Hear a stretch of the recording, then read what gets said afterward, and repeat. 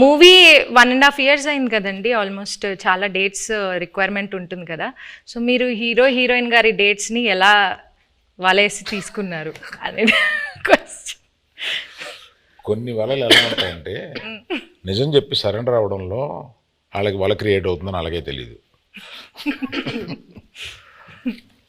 చైతన్య గారి దగ్గరికి వెళ్ళి ఈ సినిమా మామూలుగా మీరు చేసే ఇతర సినిమాలకు కాదు, దీని చాలా టైం పడుద్ది, దీని ఎండ్ డేట్ ఎప్పుడు అని అడగకూడదు, దీనికి గడ్డం పెంచాలి, మేము చెప్పే వరకు మీరు ఆ గడ్డం తీయకూడదు, మాకు బేసిక్గా మీ క్యారెక్టర్లో చాలా బాగుంటారు కానీ ఈ 2 కండిషన్లకు మీరు ఒప్పుకుంటారా లేదా అని డౌట్ ఉండి మా వాళ్ళు ఎవరు మాట్లాడకుండా నన్ను ముందుకు తోశారు, అందుకు నేను వచ్చాను మీ దగ్గరికి అని అన్నాను.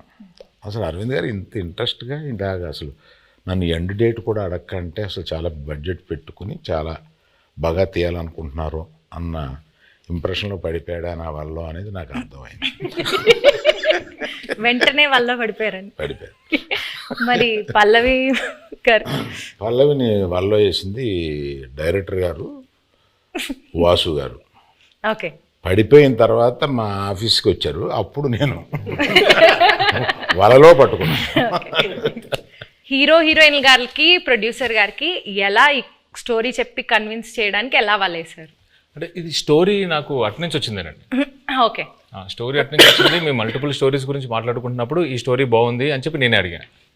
సో అలా వచ్చింది. అండ్ నాకు ఈయనకి చదువు గారికి ఎప్పటి నుంచో లాంగ్ టర్మ్ నుంచి ఉంది, ఇది బాగుంటుంది అని చెప్పి మేము డిస్కస్ చేసుకుని ఎస్ ఇది మేము చేస్తున్నామని వచ్చింది.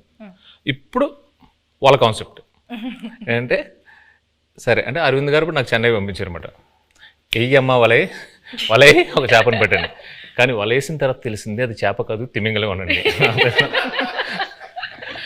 పల్లవి గారు మీరు చెప్పలేదు? నాకు వల్ల ఏం లేదు, వలే లేదు, అందరికి తెలుసు ఇక్కడ ఉన్న వాళ్ళకి వల్ల ఏం లేదు. వల్లలోనే ఉన్నాం.